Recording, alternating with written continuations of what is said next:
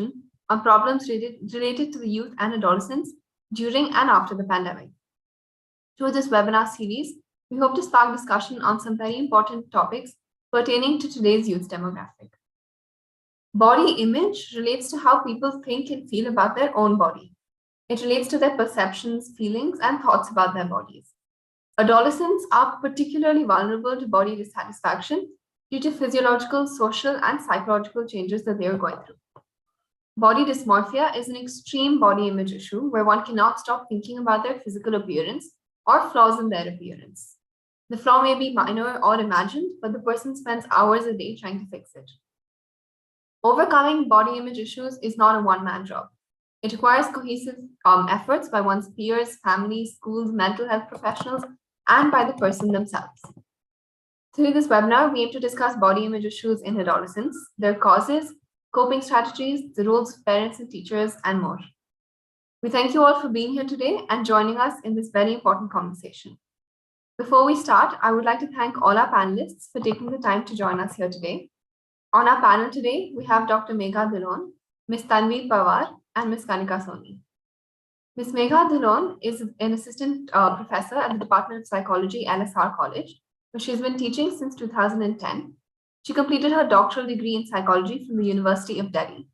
Her areas of interest include health psychology, social psychology, and the psychological study of women's experiences. Dr. Dhillon's research work is focused on body image, street harassment, intergroup attitudes, and child's peer relationships in school settings. Her work has been on the designing and implementation of psychological interventions directed at changing intergroup and interpersonal attitudes. It's an honor to have you with us here today, ma'am. Our next panelist is Ms. Tanvi Pawar. Ms. Pawar is a practicing psychologist and a published researcher from Mumbai. She completed her BA in psychology, after which she pursued her master's degree with a specialization in clinical psychology, both from SNDT University. She is currently a researcher with Ananya Birla Foundation and is a psychologist with Defeating Disorders, an organization providing healthcare to individuals with body image issues and eating disorders. Thank you so much for being here with us today, ma'am. Lastly, on our panel, we have Ms. Kanika Soni. Ms. Soni is an RCI licensed clinical psychologist with more than 9 years of experience in the domain of clinical and counseling psychology. She specializes in a range of therapeutic modalities like CBT, DBT, and interpersonal therapy, and works collaboratively with a wide spectrum of fields. Her areas of expertise are mood, OCD, psychosis, personality disorders, relationships, and de-addiction. She administers comprehensive psychometric tests and assessments for both children and adults. Thank you for joining us today, ma'am. Once again, a huge thank you to all our panelists for taking the time to join us for this webinar. A few instructions before we start. We'll first have a round of discussion with our panelists, following a Q&A session with questions from the audience. We request the audience to drop their questions in the Q&A box. We will be taking up live questions. Additionally, we request the audience not to fill in the chat box with unnecessary messages, as we may tend to miss out the important questions. So before delving into the meat of the topic, because we're talking about such a serious issue, I feel it's best to lay out exactly what body image issues are, right? Kind of demystifying the topic for our audience. So the first question to the panel is, what exactly are body image issues? What does it mean and what does it entail? So Dr. Dhillon, if we could start with you and then we'll move around the panel. All right. From what I've come to understand over the years is that we basically understand body image as the perception you have of your body and your appearance in your mind. Now, the body image that you hold may or may not match other people's opinions of your body or your appearance. And this is a construction you develop over time from what you see and hear about beauty around you. Now, some people are appreciative of their bodies. Some people are rather indifferent and have other priorities. Some of us, however, may take a very critical stance on the body and develop what we call a negative body image. That means we tend to see far more flaws in our body than strengths or positives. And we come to critique it, we come to dislike it. The emotional relationship with the body becomes negative. And then there is this constant pursuit to change the body in some way so that it can meet wider societal standards of beauty. As taxing as those measures may be, one is willing to undergo them. The process can be fairly anxiety producing. Because how can you go against your genetics? It's not easy to change your skin color or your body shape, but you feel you must if you want to be accepted and popular in society. So my basic answer is that this is the perception in your mind, generally shaped by what you hear about attractiveness and beauty around you. Some of the issues of body image also intersect with phenomena such as disability, but I guess that's a separate realm of discussion where we can come to another time. Thank you so much, ma'am. I think it was very important also to lay out that body image perceptions are not always negative, and that there are people who have positive images of their body. If ma'am, Ms. Pawar, we could move on to you. Sure. So, as Dr. Dillon rightly said, body image in itself is not a negative terminology. It's more of a as good as like self-esteem, what you feel about yourself, and here it's just what you feel about your body. I also feel when it comes to body image issues, they are very systemic at times because you can be given a certain perception of your body since childhood, and it can be so rooted in your system that again it can produce a lot of other comorbid issues as we call it along, and it's ever changing because the world around us, there's always something new happening. What was, how can I put it, in what bodily or any kind of trend was in before is not in anymore. So it's so over changing and so fast pacing that some of us are not able to keep the track of it, and that itself can be really taxing and exhausting and leads to extreme confusion. How to you stop feeling safe in your own body. That's one thing, you stop feeling safe because our bodies are our homes. So that is one kind of a small thing when it comes to body image issues. Yeah. Thank you so much, ma'am. Ms. Soni? I think Dr. Megha and both Tanvi, have kind of explained in detail as to what body image would be. For me, body image, I would want to give 3 pointers as to what I think body image is. It is how I see my body, how I feel about my body, and how I think others see and feel about my body. Yeah. So for me, somewhere body image centers around these 3 elements. Got it, ma'am. Yeah, thank you so much. So, what I wanted to ask is, all of us look into the mirror on almost a daily basis, right? And we notice things about our appearance. And teenagers, as such, are a little more careful about kind of the way they present themselves to the world, and they're a little more nitpicky about their appearance. But where do you make the distinction between normal concerns about your appearance and body image issues as such, or over the top or obsessive concerns about your body image? Because everyone notices things about themselves, but where do we kind of draw the line and make that distinction? Ms. Pawar? Sure. So any kind of behavior, okay, any behavior that we show on a day-to-day basis, something as good as being very organized or working out or eating healthy. After a point, it starts having an interference with our day-to-day schedule. As long as we spend a lot of our functional hours in that. So if I am in front of the mirror picking at my skin, or when I'm supposed to, organize my time to something else, when my priority becomes that and it takes most of the time of my routine, that's when we start drawing the line. Okay, this is the issue, and this is just then your basic, just looking at some of one pimple, and that's okay. That's what we do on a day-to-day basis. But again, if it's taking majority of your time that is supposed to be allocated to other things, I think that's when the problem can start. Got it, ma'am. Thank you so much. I think that was like a very clear distinction. If any of our panelists want to add anything to this question?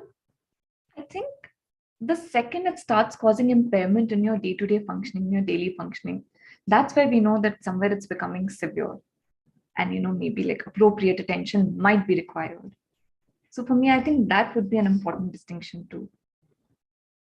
Got it, ma'am. Yeah.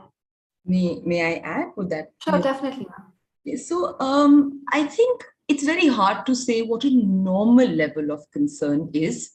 I know that with the paramount importance given to appearance, we will, be concerned if there is too much hair fall or if there is weight gain or there is acne. One will think about it and talk about it. Some may choose to ignore. It does play on your mind. I don't know if that's normal or not normal, but it happens. But it starts to become a real problem when these issues start to seriously chip away the self-worth of a young person. When a young person starts to measure how valuable they are in terms of how they look, it has a dramatic effect on their self-esteem, which in turn affects other things like their relationships and the initiatives that they take in life. It starts to affect their mental health. The person may spend a lot of time just thinking about these issues with no energy left to do the things a young person should be doing and enjoying. They might start becoming too strict about what they eat, maybe counting calories all the time. This takes away the joy from life. You may see a person socially withdrawing because they're afraid of judgments on their body. So that's when you see that things seem to be reaching a point where the person is vulnerable and at risk. Could be to a mental health issue, could be to an eating disorder, and that person may require support at that point. Got it, ma'am. Thank you. I think combining all of your answers, there's both the psychological aspect where it takes up too much of your mental space, and then the more real aspect where it's taking up too much of your time. And I think that's a very important distinction for people to make within themselves, to know, at what point they should start looking for kind of red flags in themselves. And that's a topic I would like to touch a little later in the conversation as well. But I kind of wanted to go back to the root of the issue. What is the reason that adolescents develop these negative body images or body image issues in the first place? If you were to trace it back, what are some of the triggers for such issues? Ms. Soni? Well, there are not just one, in fact, many. And there is family, the culture, your friends, just the normal conversation happening at home, plus the pop culture. Recently, I was on Instagram and there was a pop-up ad on Instagram that said that, very, very carefully centered around weight loss. Then I deliberately clicked on the pop-up ad. And along with that, we had so many dietitians and nutritionists, talking about this thin body, 15 days and get that thin body, 25 days and, just take this nutrition pill or something and, you'll have that body. Imagine what it's doing. It's wreaking havoc. It's feeding into our minds a particular size, a particular shape. Then, you have all these songs, Hindi, English, Punjabi. Recently, a teenager was telling me about this song, called, I don't remember the singer, but it said, it commented on the weight being 47 and the weight being 47, sorry, and the waist being 28. And, happily feeding onto it and, discussing, having conversations. So, it's the pop culture, music, movies. You'll have ads on TV that, that they'll be talking about any product, but, you'll have like this, this ideal set that, that the beauty standards that you have, this ideal person promoting, right? And that's where it starts. Where is diversity? I don't see, I see a lot of companies bringing in diversity, but not to a level where it should be. Not to a level where, people actually sit and understand what it is. So recently there was this ad. I'm sorry, I'll take like 2 more minutes. Recently there was this ad and, I sat down with my 12-year-old cousin, right? And I asked them that, okay, what do you understand from this ad? And they had a lot of things to say and, how to buy. But then they never mentioned how this one body type is being portrayed, and you're actually being asked that, okay, if you want this body type, this is what you have to do. And this was the discussion I had, and I think this is where it starts, right? It's the family, it's your friends talking, the pet names that we have, Motu, Chotu, the cute Golu, all everything is adding to it, I feel. Right? So I'm personally very emotional about this entire concept. I'm sorry I took a lot of time, but yeah. Not at all, ma'am. Thank you so much for that. I think it was very important to highlight. A lot of people in the chat also said that it's getting reinforced from so many different angles in an adolescent's life today that it's probably a force that's bound to play a role in their lives. Ms. Pawar, I think you had mentioned initially in your introduction something about it, body image issues being traced back to childhood. If you could please elaborate a little bit more on that. Sure. So, how they can be systemic in a way is that first, when we're children, okay, what are we told? Our bodies, we have to feed them, we have to nourish them, we have to keep them active. Children, if you see, they don't really have a lot of these concerns when it comes to mummy jo pehnati hai wo pehn lenge. They'll just go run. All of their energy is devoted to that, and they eat to keep up with that energy.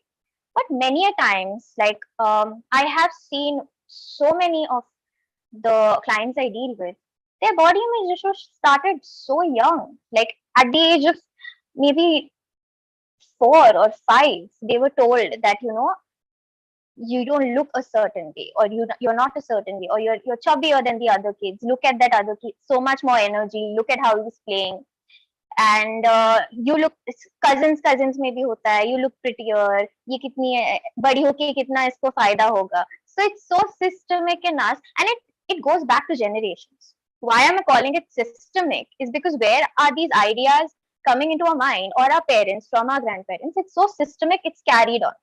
So there's no break of this transgenerational idea of what bodies are supposed to look like. So, yeah. Right. Thank you, ma'am. I think something, correct me if I'm wrong, but comparison is maybe another thing that I got from that answer as well, that kind of promotes children to start thinking about their own physical appearance. Yeah. Comparison breeds the idea that you cannot be unique. You just have to be similar. Look similar, be similar. Right. Dr. Dhillon, would you want to add anything here? No, I feel Kanika and Tanvi have explained really well. Something that I started thinking about while hearing them was the toys that children play with. A lot of toys and a lot of fairy tale characters also seem to have ideal bodies, or did for the longest time when I was growing up. Barbie doll being the greatest prototype. Barbie doll has looked the same all of these years. And then we have He-Man and all the other superheroes who came along. And those are supposed to be heroic and successful and happy people, and they look like that. So you almost begin to think that the ticket to happiness is to look like that. And then girls endure this constant discourse of gori ho jao nahi to shadi nahi hogi, patli ho jao nahi to shadi nahi hogi, and shadi is supposed to be the most zaruri and sacrosanct. So if you're not gora, you won't get married, then you'll become a burden on everybody. It's made to sound that important. So I think, what can a young person do except try really hard to meet societal standards? So at least comments like that cease, and the adults stop worrying about ki shadi hogi. Thank you, ma'am. I think that's a very nuanced aspect. I don't think I'd ever taken note of it. Now that you mention it, it's kind of from that childhood itself, it's being reinforced. So my next question was, I'm sure that body image issues, they're across the spectrum, even adults face them. But why are they a particularly strong force in the lives of adolescents? Why are they not as confident in their own skin or their own body? Why is body image as a concept so important to them at that age in their lives? Dr. Dhillon, if we could start with you. I think we adolescence is a period where something starts to cognitively change, which is that there is a certain self-consciousness that enters in you, which simply wasn't there as a child. you almost begin to feel that you are standing on a stage and everyone is looking at you. And then during adolescence, the peers become very important. You start to move out of the family domain and come into the peer domain where you seek validation. And society has been telling you all along that you will be validated more if you look good. So there is the self-consciousness, there is the desire for validation, and there are all these societal messages and all this scrutiny happening to your body at a time when it's rapidly changing. What also happens is that as you enter the adolescent years, your exposure to certain kinds of media increases, including social media, where you see a lot of idealistic images.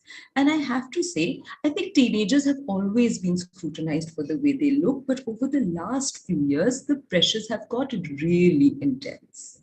You have perfect looking models. In a globalized country like ours, you have beauty products from all over the world lying on the racks of every store you walk into. Looking at those beautiful images, many adolescents don't realize that that beauty is coming from airbrushing or it's coming from photoshopping. The whole thing is, oh my God, she looks so beautiful. She's popular. She's successful. She's rich. I better look like her. And because many of us don't, we have a certain genetic reality that also impinges upon us, we end up feeling dissatisfied.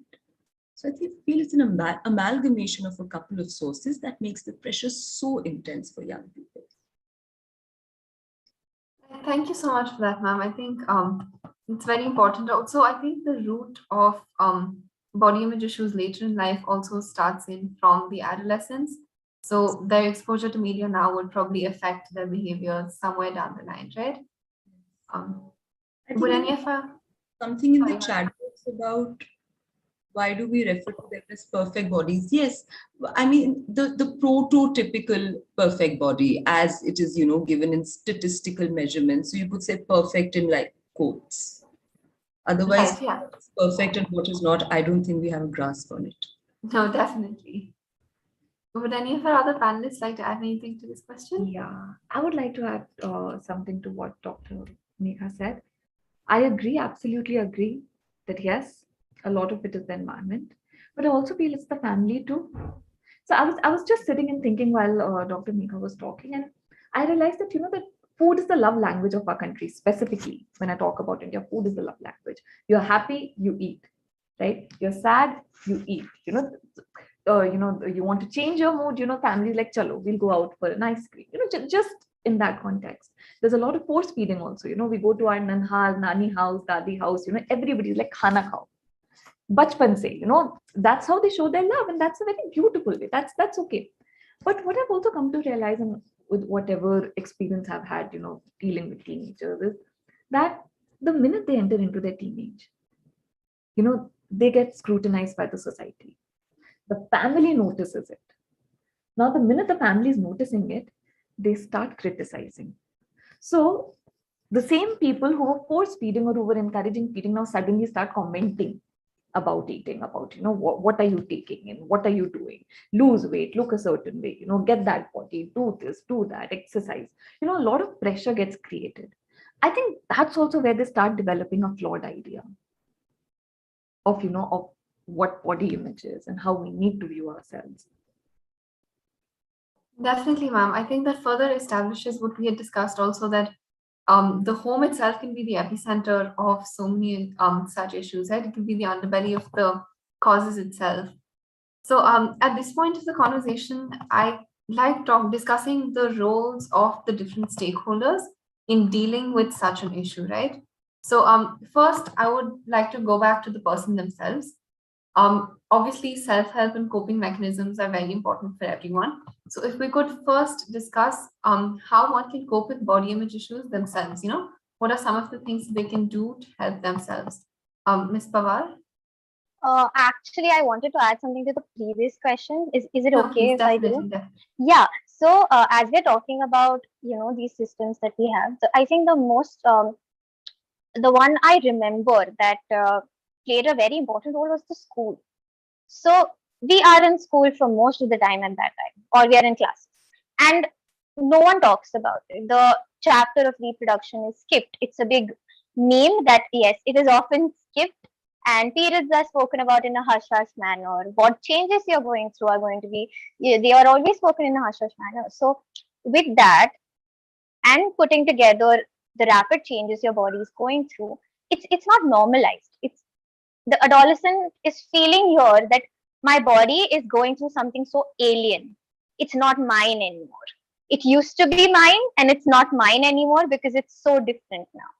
So I think even the school where they're not, psychoeducating enough, making it an important part of the discussion and not hiding is also one reason why adolescents are so confused.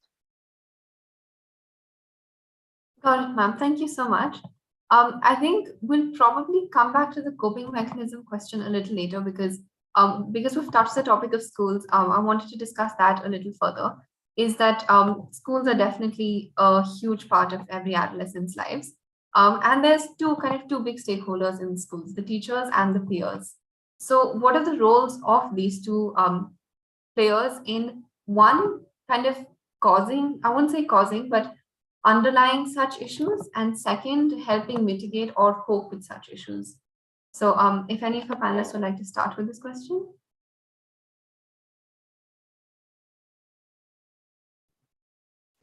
Is it okay if I? Oh, Yeah, sorry, yeah, please go go ahead. ahead. Yeah, so I can I talk a little bit about teachers. Yeah, So definitely, yeah, ma'am. yeah. I also have been an educator, so no shade to teachers over here. I love all of them. They have been a big part of my journey.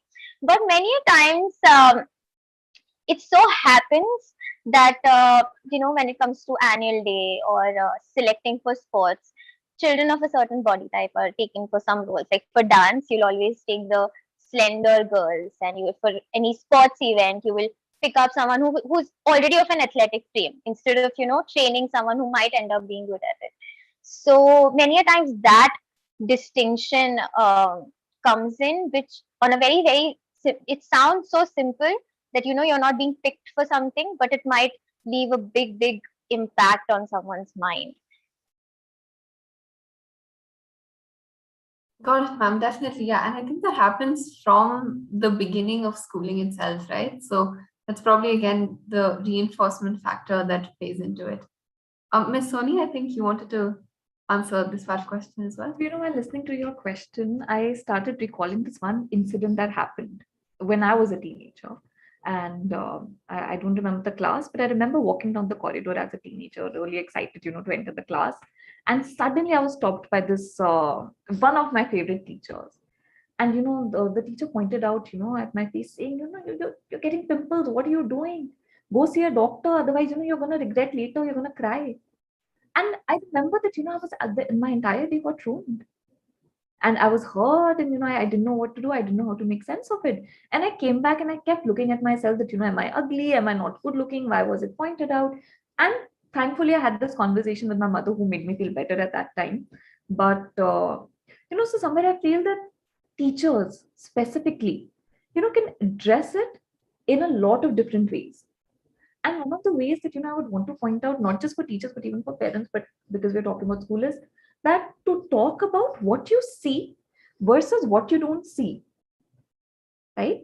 That you're seeing what is being shown to you, what others, what the TV, media, whatever, wants you to see.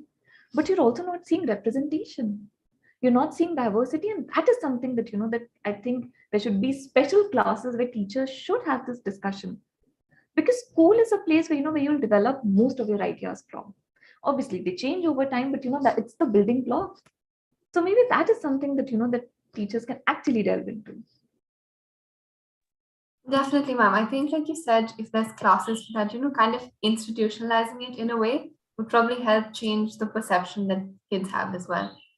Dr. Dilhon, if I could talk to you a little bit about even the role of peers, because I think adolescent is a time where people are very focused on what their peers think of them, and like peer pressure plays in a lot.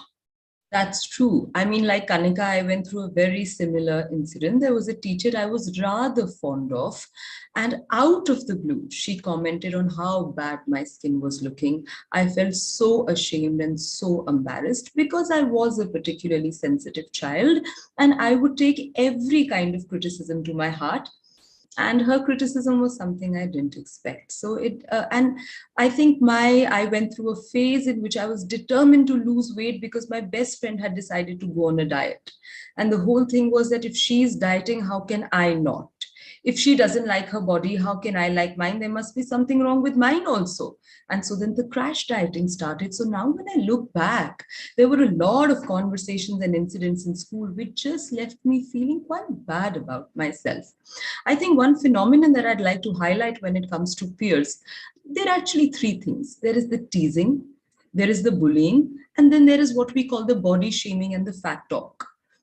So the teasing is basically, just passing snide comments on how someone is looking and just everybody else laughing. Bullying is, of course, even more intense and can definitely happen based on how someone looks. And then there is the fact talk, the conversations around, who looks pretty and who doesn't, and who has a great figure and who doesn't, that the girls will have amongst themselves, the boys will have amongst themselves.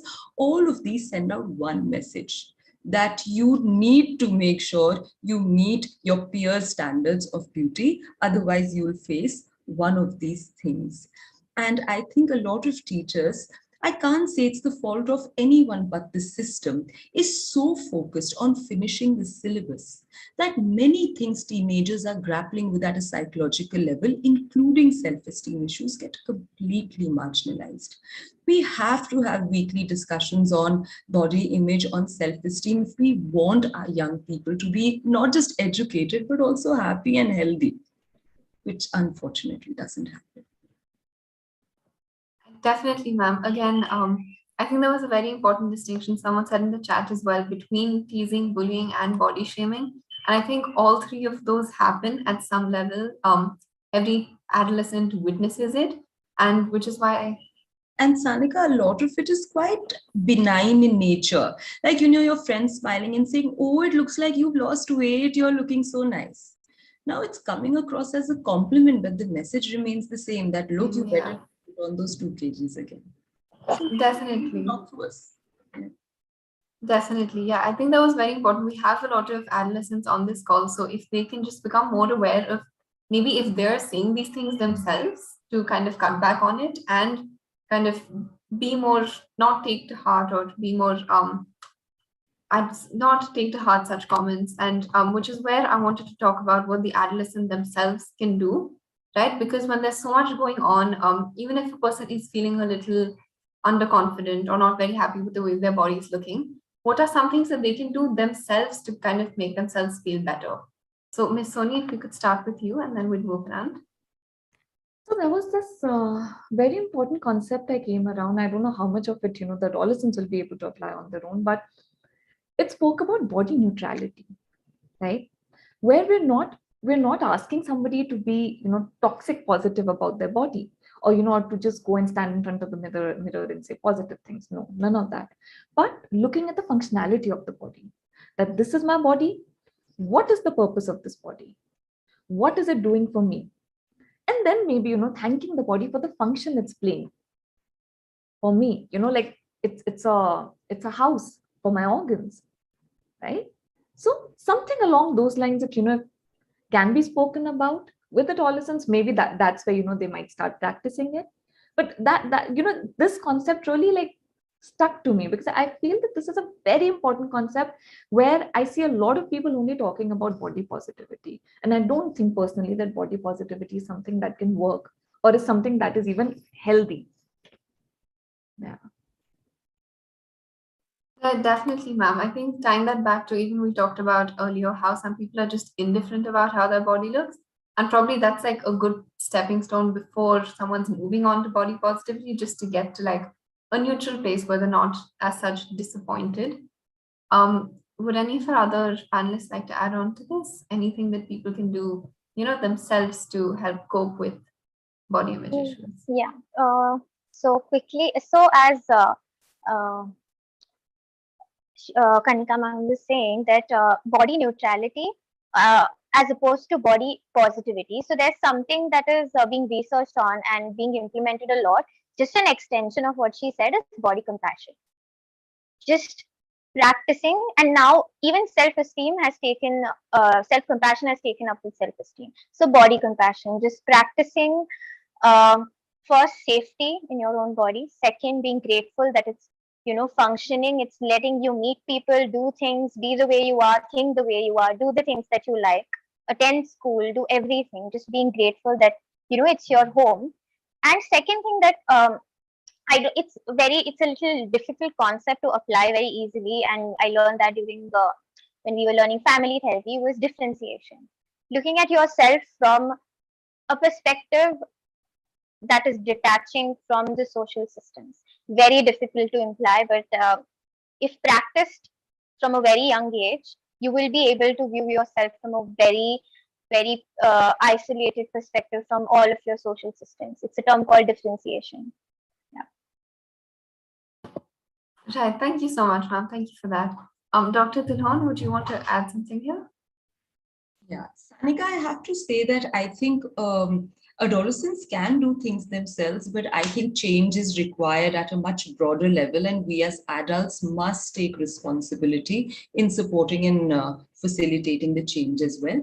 But I think just some things young people can do is perhaps educate themselves as far as the media is concerned. A lot of young people are media literate now, but do read up on how these apparently beautiful looking images are created and the kind of effort and work in terms of lighting, styling, photoshopping goes into making those adverts and those billboards. The other thing is functionality.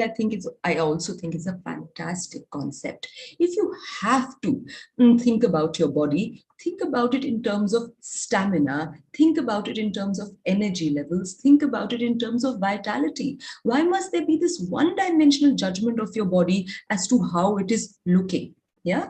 How about the kind of energy it's possessing? Maybe you can work on your stamina a little more rather than trying to knock off a couple of inches of your waist. The other thing that I feel self-love is also something I really appreciate. I think one part of self-love is to understand that individual differences are natural.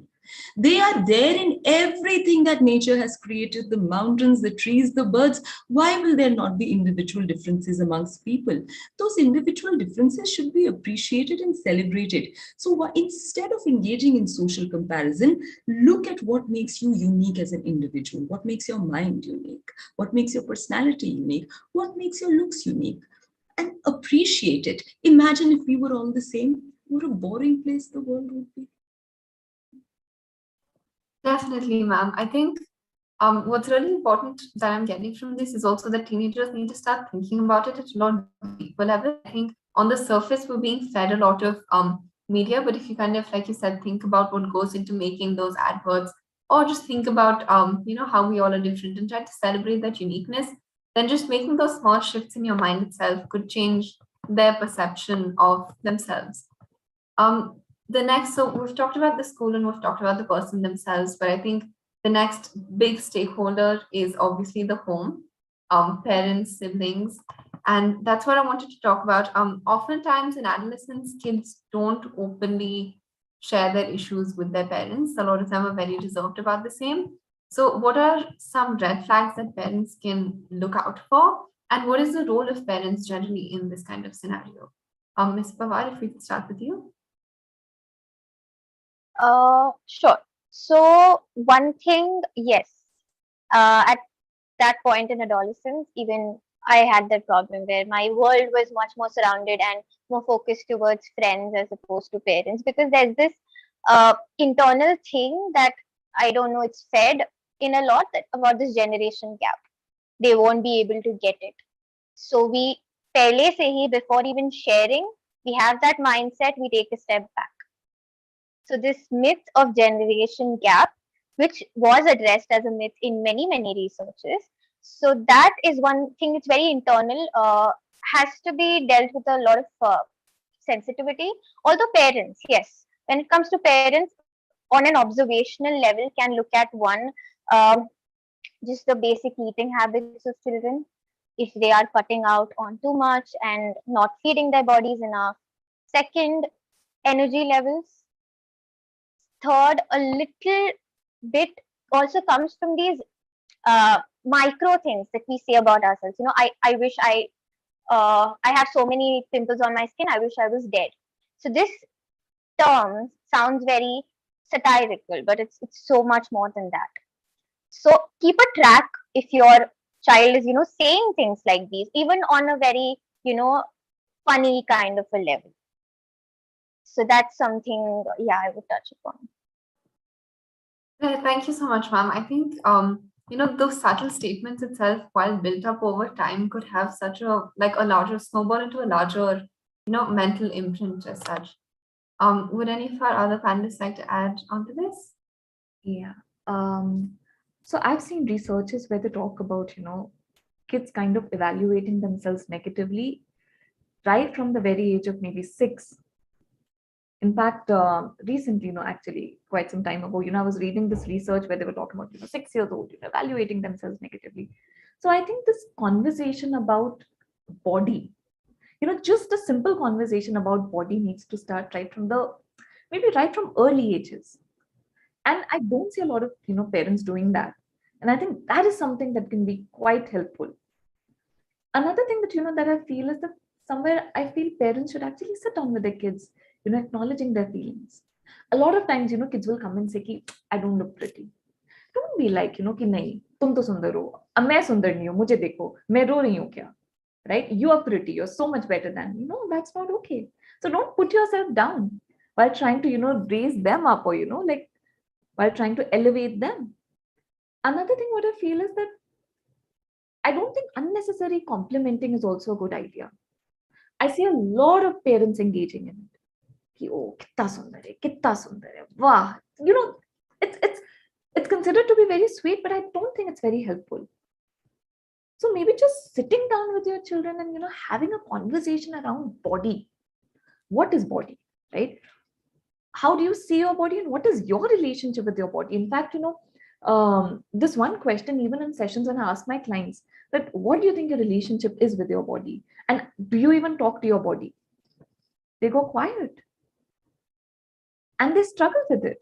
So I think this is something that even parents can start at an early age, that, that trying out themselves and enabling children also to try it out.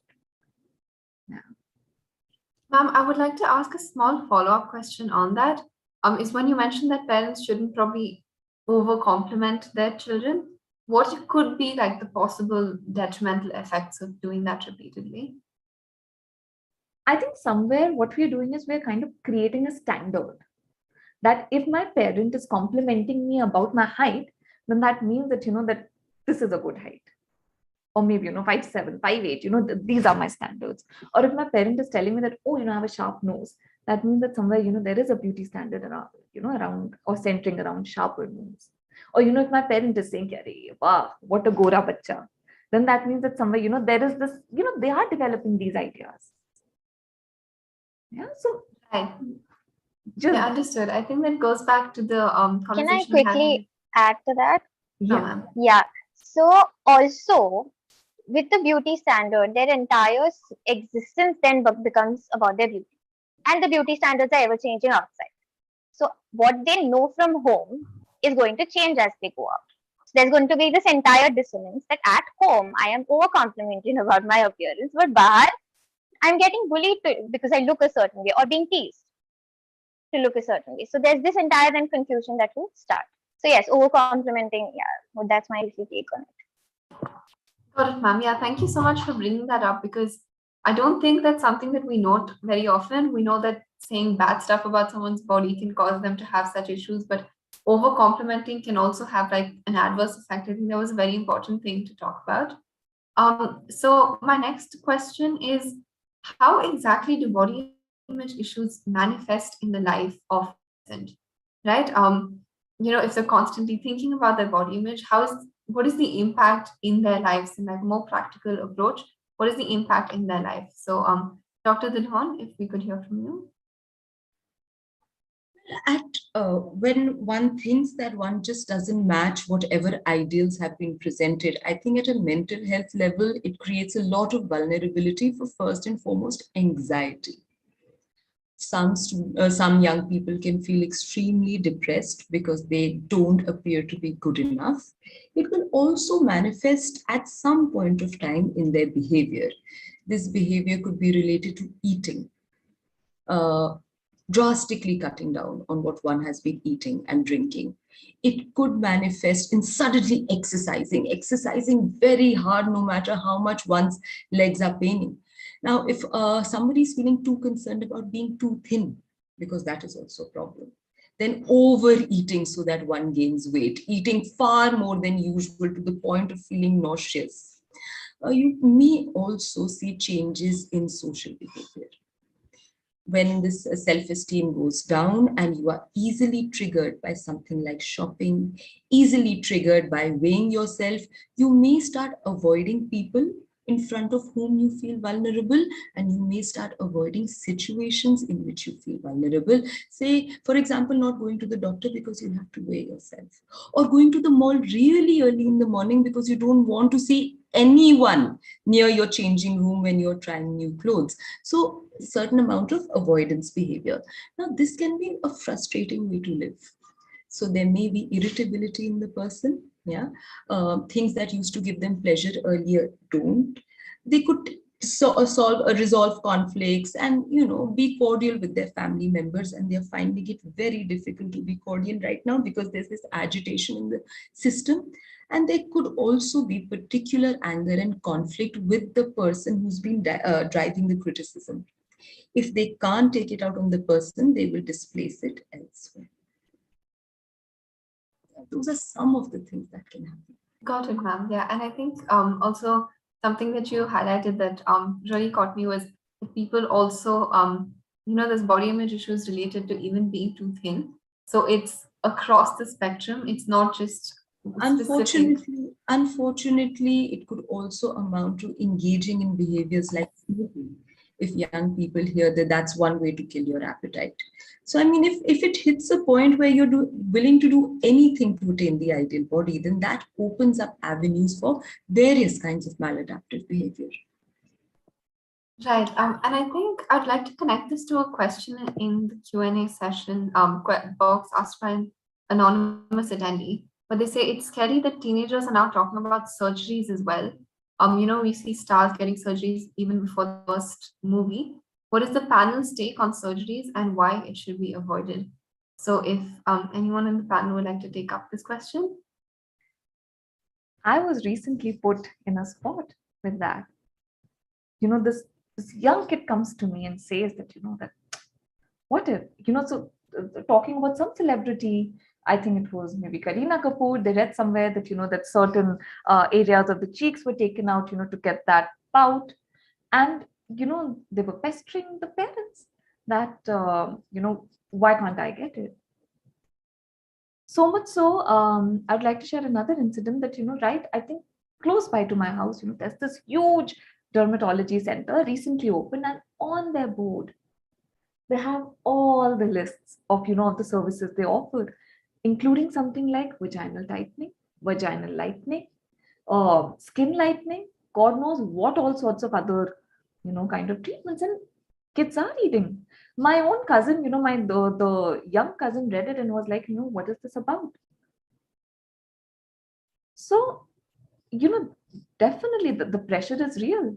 And they will come and ask you about all these surgeries, and you have to be very careful in answering because, they say that, acha, ghar pe to, mana kar dete hain. You're also somebody who's saying no, so we're not coming again.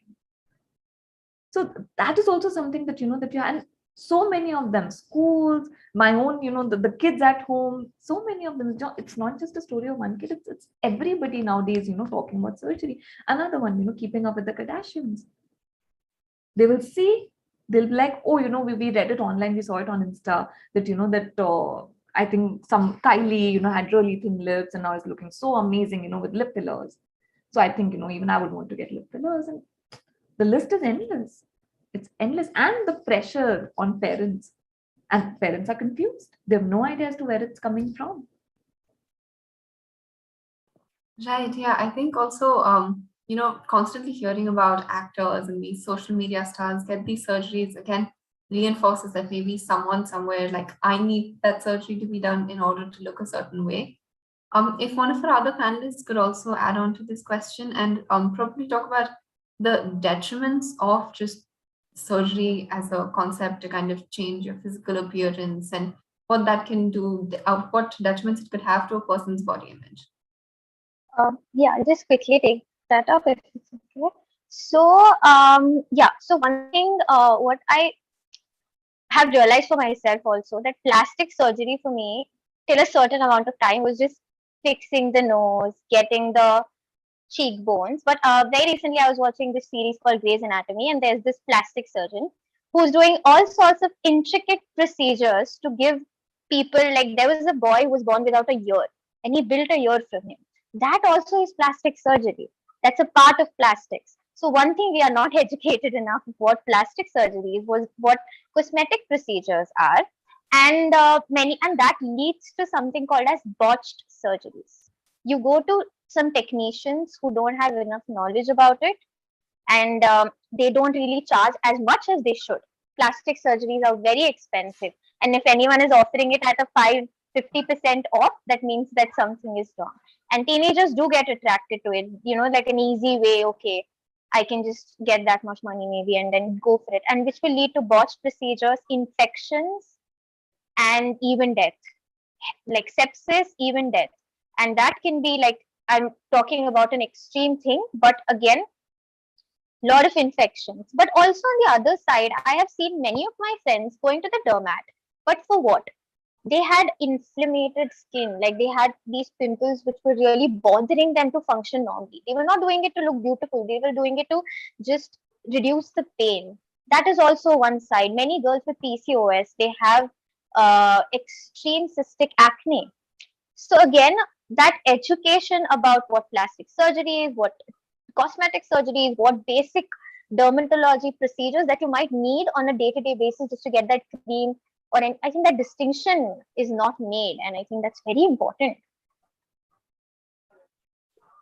Definitely, ma'am. Yeah, thank you so much for that. Dr. Dilhon, would you want to add anything here?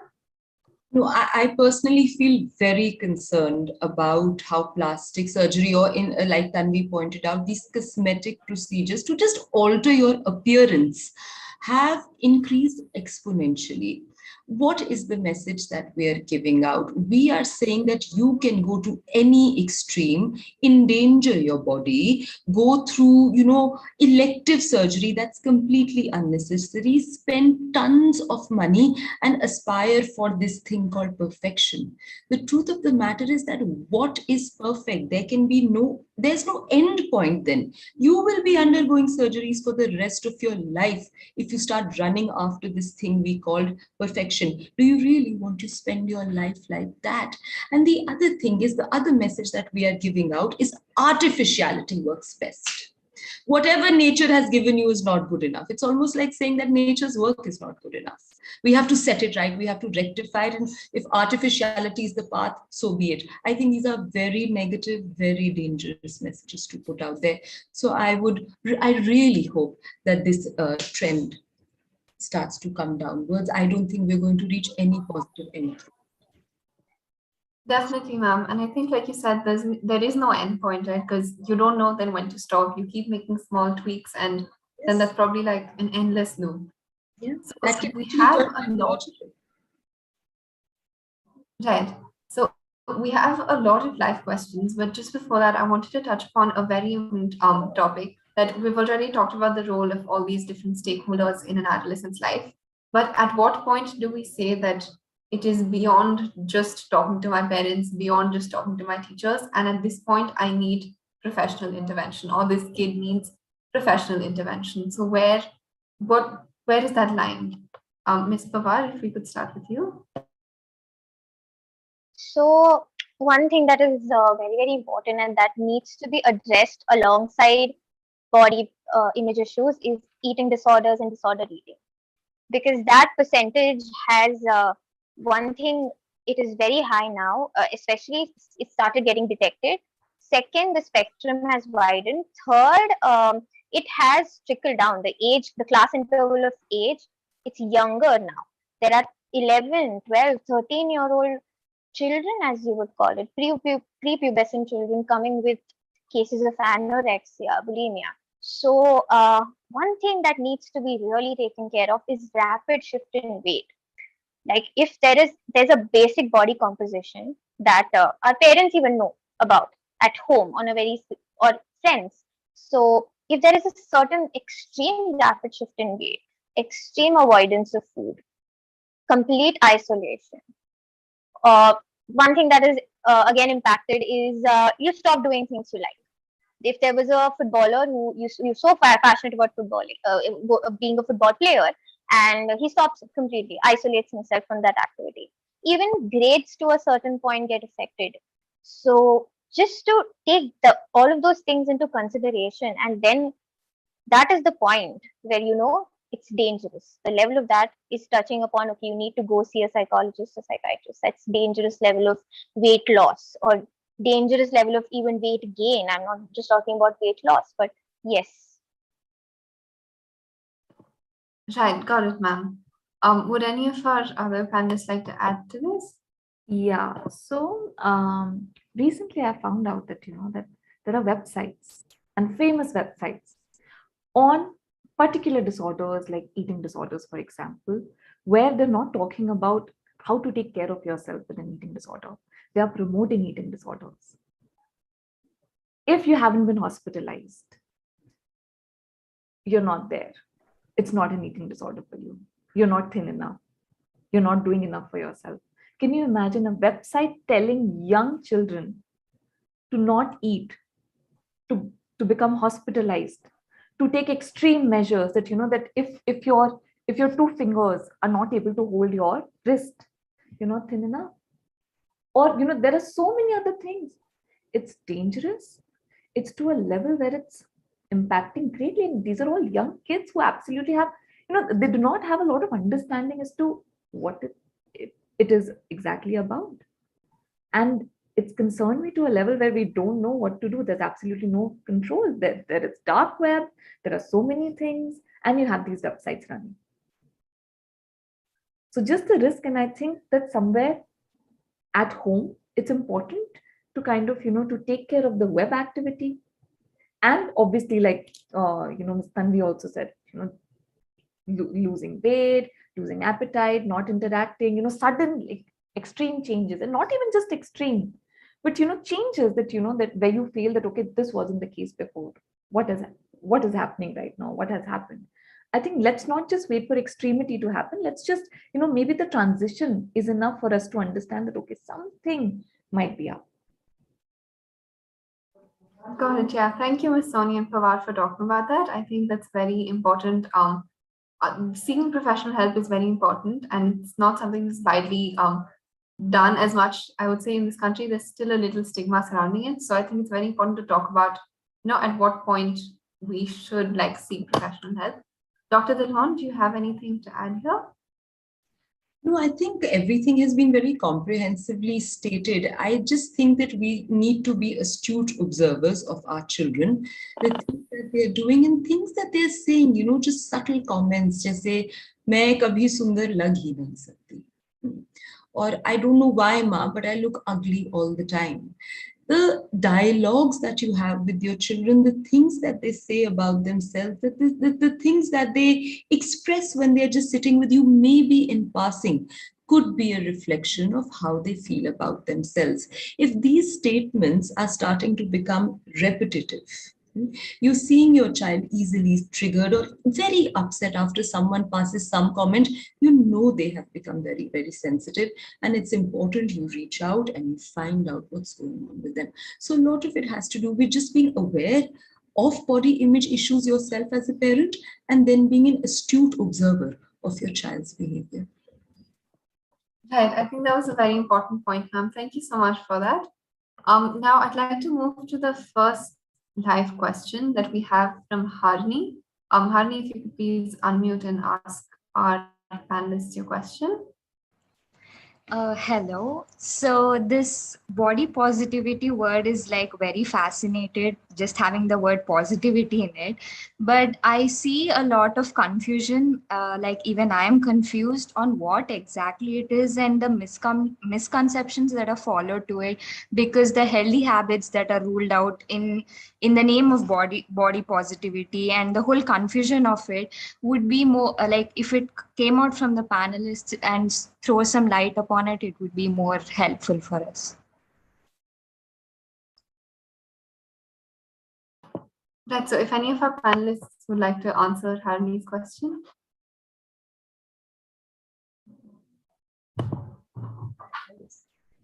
May I? Yeah, definitely. Go ahead, no problem. I'll speak after you. Aap bataiye. So I'm so sorry, Dr. Mika. I didn't realize you were, yeah. So as a young girl, my idea around body positivity was just, saying positive things around, around and about body, and, always thinking positively, to stand in front of the mirror and say all good things about body and, just be like, I'm beautiful, I'm this, I'm that.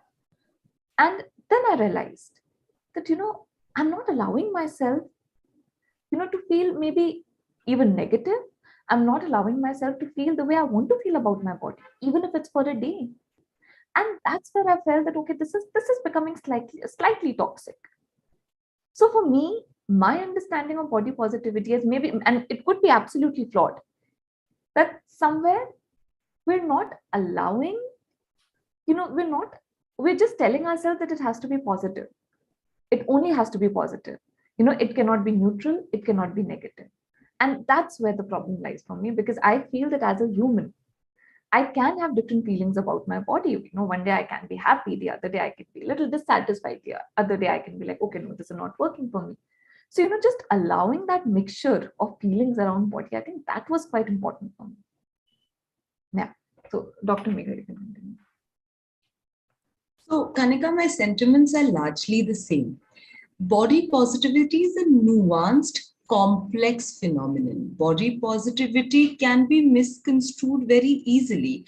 Now, how is it complex? Body positivity means to embrace your body and to accept it and love it. However, if it's going to become a cover or an excuse for not taking care of your body or not taking care of your health, it is completely counterproductive. I mean, they say now you can't smother something with your love. Don't love it to the extent that you will smother it. You have to have a certain appreciation of who you are completely, but you cannot go to the lens of neglecting what you have in the name of love. Oh, I love it so much, I don't want to touch it. No, you have to take care of everything, your mind, your body, your relationships. So I think as long as body positivity is understood in a nuanced, loving your body in a way that you take care of it, I think then it's all right. So we have to develop a more holistic understanding of what it means to be positive towards your body or what it means to love your body. Can I just quickly add to it? Definitely, ma'am. So as Dr. Dilno was speaking, there's this one very interesting social media debate I was reading. It happened on Instagram, and there was a picture which says body positivity versus fat shaming. What is the distinction? So it's also it's a very complex thing, right? Like at what point you're telling someone that you have to lose weight, and at what point you're actually telling them to be careful of their health, right? That's a very big difference. Like fat shaming is one thing, but not actually looking at your vitals, not checking your how your heart is going to support your body is one thing. So that line, that distinction where body positivity and then actually being careful of your system, your organs comes in. So yeah, that's very important health wise. Yeah, thank you so much to all our panelists for that very comprehensive answer. I think, as Harini said, the moment we think it's positive, we think that it can't have any harm. If we're being positive about it, then kya hi gadbad ho sakta hai? But it's very important to realize that, positivity also has to be kept in check. So thank you so much for the answers there. The next live question I would like to take is from Bhavna Grover. Bhavna, if you could please unmute and ask your question. Hello, ma'am. Am I audible? Yes, you are. Good afternoon. Thank you so much, ma'am. Good evening to all the panelists. Really interesting session going on. Just in earlier session, we got to know various factors about how the body images factors lead to certain kinds of problems in adolescence. So my question is related to that only. Does family economic situation, culture, and ethnicity influence the body image of an individual during adolescence? As we have seen in the Western countries, like usually moms prepare their small girl child to beauty pageants and all those things. So does those factors have influenced our country also? Thank you. Thank you, Bhavna, for your question. Would any of our panelists like to take this up? I think we'd go around the panel, but if anyone wants to start. I do believe there is some amount of ethnic, yeah. So in every cultures and every ethnicities, like there was a lot of programs which were shown how your body is supposed to look, not supposed to look, or what kind of body image is appreciated is also so different, right? Because we are such a diverse culture, we all look of certain, like so many different ways. Yes, and a lot of research has shown that minorities in many countries have more body image issues as compared to the people who are in higher percentage. So that's there. And talking about beauty pageants and being influenced from the West in general, there is one documentary which is showing the very negative side of these beauty pageants which are held in children, like these young girls, you're not young girls, babies, like 2 3 year old girls are, their hair is being straightened with an iron, and that really changes a lot of things for you. So it's just again so systemic. So yeah, I mean that does affect you from the start. I'm not sure how it's very prevalent in India right now, like these beauty pageants for young kids. I'm thankful that it's not very high in percentage, but yeah. So I'll come in. Culture, for sure, 100% has a deep impact on our notions of beauty. Our obsession with fair skin comes from the fact that we compare ourselves to Caucasians and find ourselves not fair enough. And I think our history of colonization only reinforced double standards around fair skin. So I think that has almost unfortunately become a cultural truth where in most parts of India, if you are fair, then you are considered better looking. Body shape, what the hair looks like, how tall you should be are all largely culturally determined, have been in the past all along. Of course, now we have global influences. So suddenly every Indian girl also must be 5'10". I mean, that so things are just getting more complicated with globalization, but we've always had these very strong cultural notions of beauty. Economics, I think, is something we don't fully understand in India. So India presents a paradox of some families having an abundance of food. Now, the relationship with food is very different there. The exposure to westernization and global beauty standards is very different. If you go into rural settings and the hinterland of India, we simply haven't done enough research on what relationships with bodies, beauty, and food are like over there, especially in the context of food deprivation. So I think economics is an angle we still need to look at more deeply. Culture, I can say for sure, embeds itself in beauty all the time. I would agree with Dr. Megha because even I've heard a lot of comments and have been hearing right from the very beginning that that gore ho gaye to shadi ho gayi. You have to be fair for you to get married. If you're not thin, who will choose you as a partner? Who will get attracted to you? So it's almost like to be fair, to be thin. It's like a absolute package to attract somebody for marriage or for relationship or for dating. So yeah, and I think it's prevalent pan India. Yeah. And Yeah. I wanted to, sorry, may I? No, definitely, ma'am. So I was just saying that, Tanvi, we don't have beauty pageant, thankfully, in India for children, but I've seen some of the dance shows on which children come, and they are highly dressed and lots of makeup, and the dance moves that they are made to do are rather sexual in nature. I don't even understand, or I don't know if the children understand what they are doing. So I think we may be, unfortunately, reaching a point in the next few years where a beauty contest for children pops up. I hope it doesn't happen, but the signs are there on television. Definitely, ma'am. I think that, sorry, Ms. Tanvi, you were going to say something? Yeah, and then there's this other thing that we have grown up watching Hannah Montana, Wizards of Waverly Place, all of these TV shows and rom-coms where if you've seen the cast is not as diverse as it's now. They've just started it, but the cast is not diverse at all. There is this one girl who looks a certain way, and then she'll get the most popular boy in school. So you have to look a certain way to get the most popular boy in school. And we teenagers have also fantasized. I was a teenager once. I've also fantasized about that, which does instill on a very maybe micro level, but it stays. It stays in your mind somewhere. So that also, yes, the Western impact, yes. So we don't have beauty pageants, but we have fancy dress competitions. And I think those are almost equivalent to beauty pageants, for kids.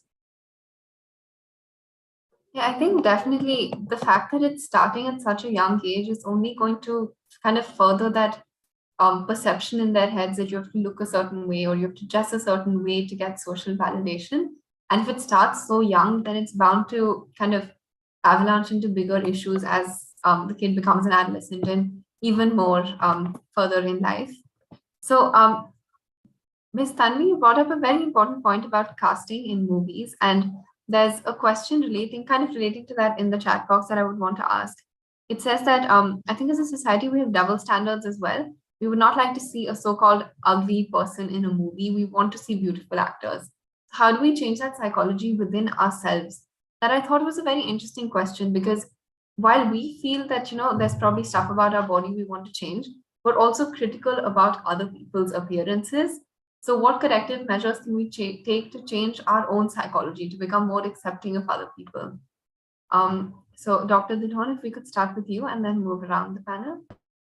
I think I think the diversity and the representation that Kanika was referring to earlier is very important. We have to give a chance to people who don't fit stereotypical notions.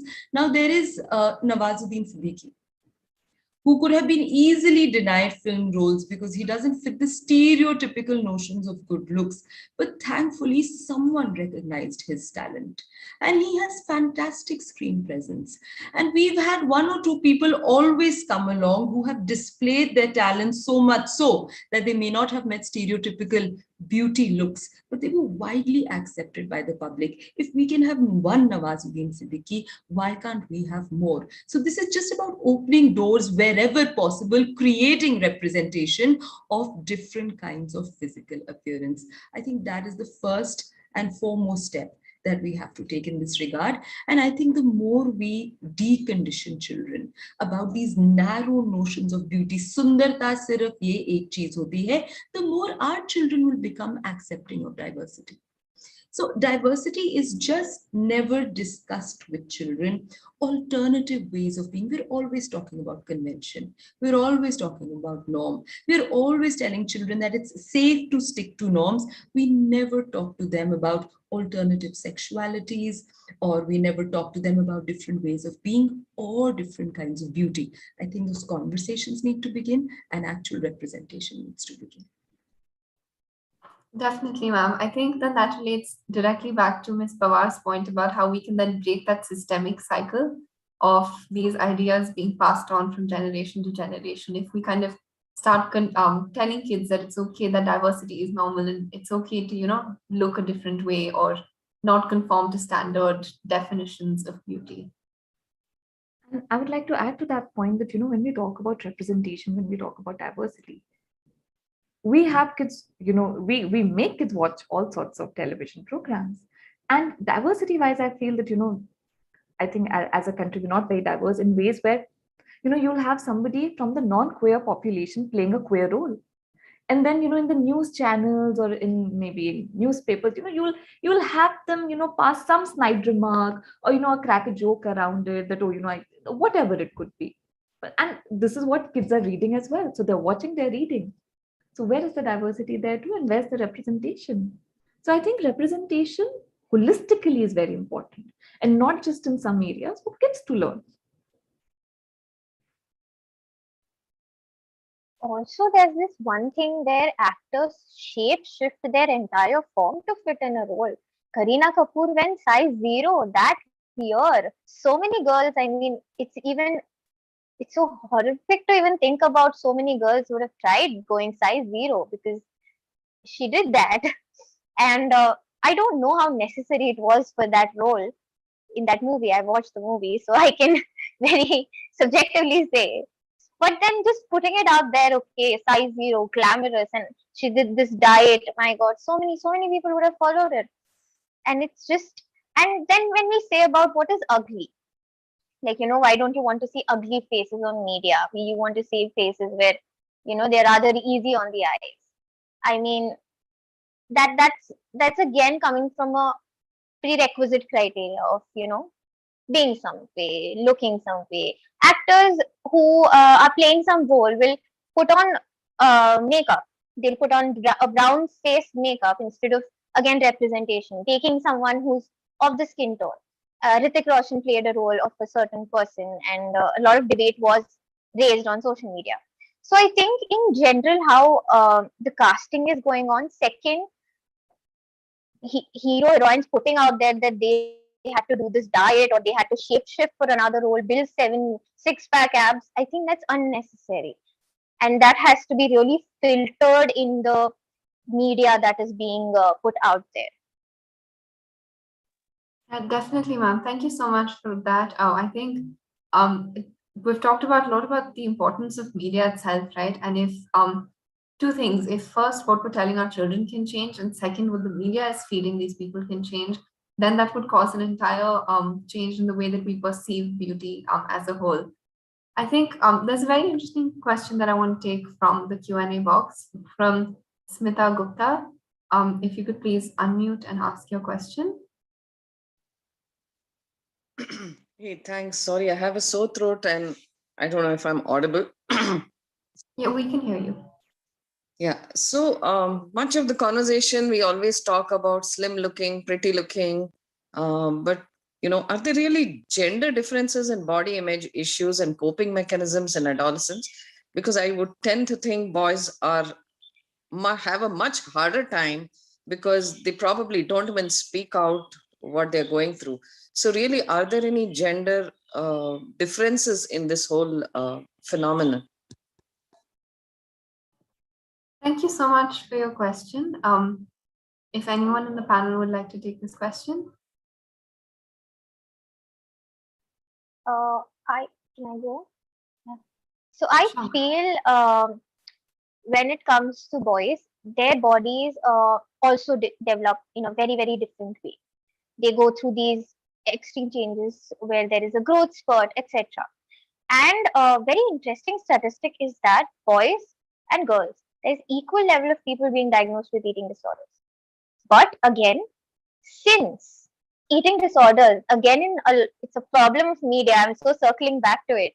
It's thought of as a very feminine thing. Body image issues. If there's a poster of a person with a body image issues, it's going to be a girl. Shy, refusing a cupcake, or something on those lines. I don't think there's enough representation given to boys and men in general, and it goes undiagnosed, it goes unnoticed. And yes, they cannot many a times speak up. They also go through significant amount of teasing and bullying, but it's just put under the blanket that, okay, it's fine. You don't cry, so you're not hurt. So that's one thing.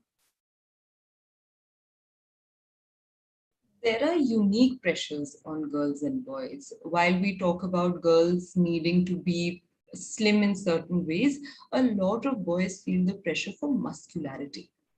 that they don't look strong enough and masculine enough. So like you have the size 0 for Kareena, you have the six-pack counterpart for boys, which Shah Rukh Khan introduced into Bollywood. And the thing is that if a boy is too slim, it can be his masculinity that is questioned.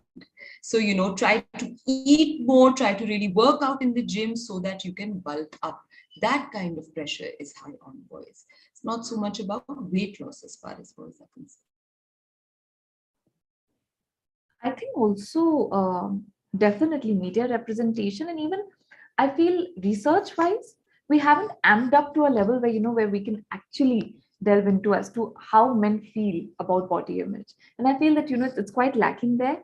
But what is also lacking is the representation around gay men, queer population, bisexual men, where recent researchers have shown that that even they struggle quite a bit. In fact, almost equivalent to how the researchers portray women to struggle with body image. So I feel that somewhere representation, somewhere research wise also that there's some lacking that's there. Right, definitely, ma'am. I think, like Dr. Dhon, you brought out that the pressures faced by these two genders itself are different because there's different standards that they feel the need to conform to. And I think, like Miss Sonia and Miss Pawar, you talked about that there's just a lack of representation and a lack of enough knowledge in this area, which is why it goes undiagnosed. So I would just like to ask one final question from Jasbir Singh. If you could unmute and ask your question.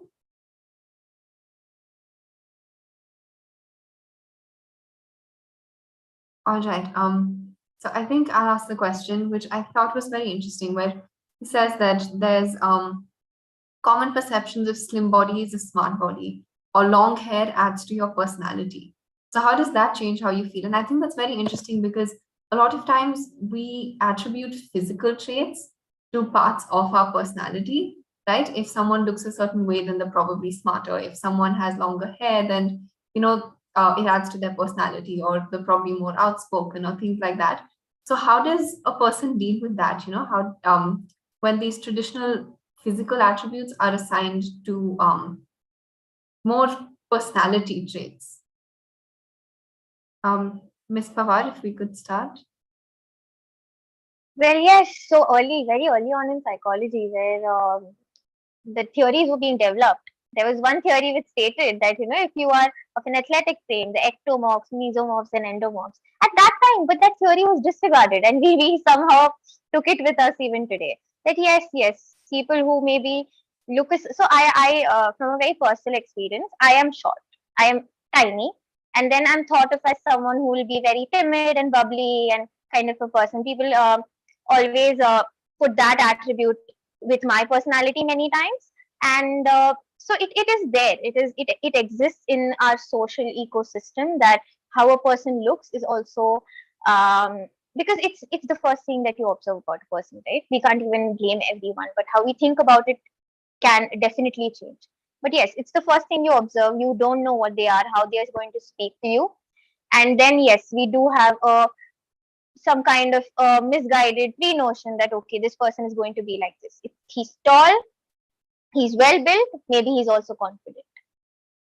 She's dressed in a certain way, she looks a certain way, maybe she has an athletic frame, she's into sports, she'll be really good at sports. So those even people coming from different parts of India, and that is also one thing. So yes, we have that thing ingrained in us, how we look, how our bodies look, also from the place we come, we have those we are kind of we do attach personality attributes to it. It's just a very, very deep rooted thing, which I believe. Right, definitely, ma'am. Thank you so much for all those examples, because then it reminds you of kind of some associations that you may also have in your head, right? So would any of our other panelists like to add on to this? Even in the movies, you'll say, I'm sorry, I'm bringing everybody back to the movies, but whenever they're casting somebody, right? Supposing that's Ayushmann Khurrana's hair wala problem, right? So now, if they have that person, typecasting is galore, right? They'll center everything around the hair. So, what they're trying to show is that if it's a weight issue, if the person has a weight issue, then everything is centered around the weight. If the person has hair related issue, then everything is centered around the hair. If it's something else, then everything is centered around. But what about other issues? It's not just limited to one specific area. Why are we assuming that this is even like, something that is troubling that person or something that is of importance? Why is there an assumption? So I feel that even somewhere, we need to be careful as to what we're associating with what.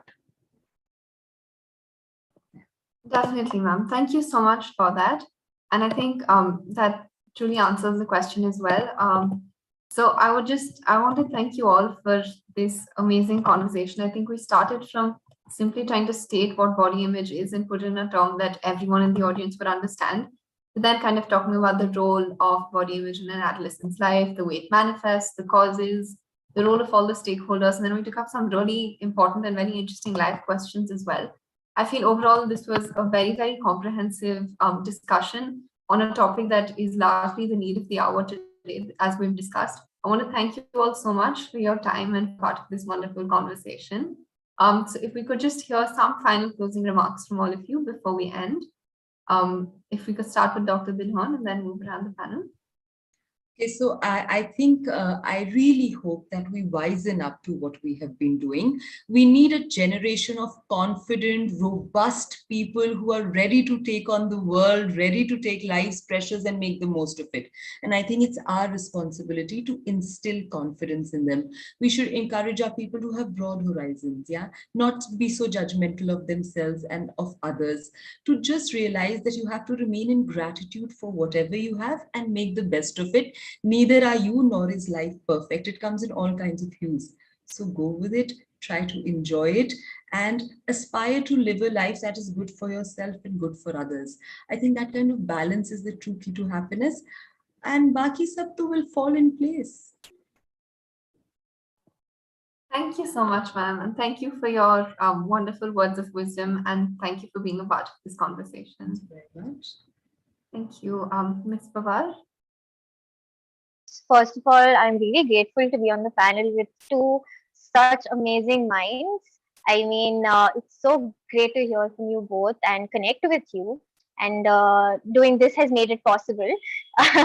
So, one thing I think we should develop conversations first thing right from the start about body, as we all rightly agreed on. There should be conversations around it, not overindulging into any space, but healthy conversations, educative conversations. There should be systems where you build psychoeducations for adolescents.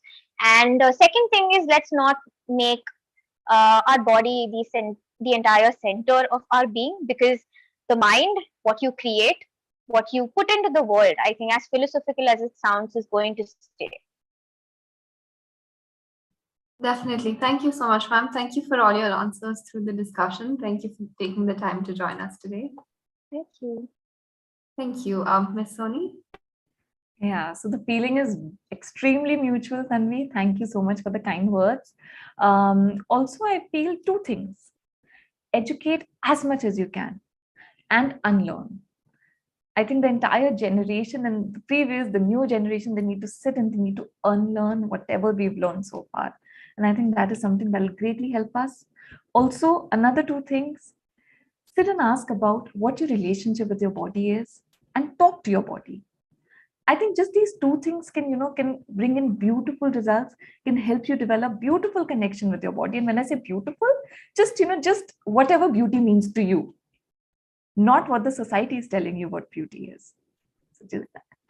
Thank you so much. Thank you so much, ma'am. Thank you so much for joining us today. Once again, a huge thank you to all our panelists for being a part of this very important conversation. And thank you to everyone in the audience who tuned in for this conversation and asked their questions. It was great talking to all of you. Thank you so much. Thank you, Sanika, for being such a good host as well, asking us all these amazing questions. You did a great job. Thank you so much. Yes, it was an absolute pleasure all the way through, meeting all of you and such a wonderful audience also. Absolute pleasure. Thank you. Thank you so much, ma'am. everyone. Thank you.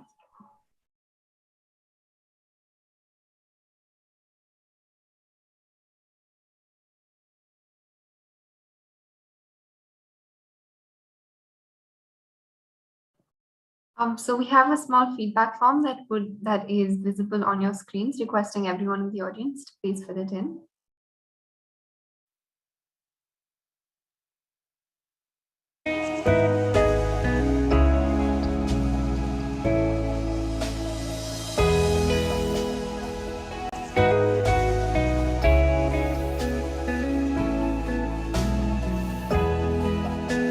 Our NGO conducts free mental health awareness sessions for school students pan-India.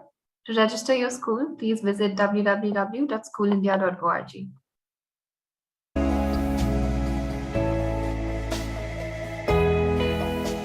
Thank you, everyone, and have a good evening.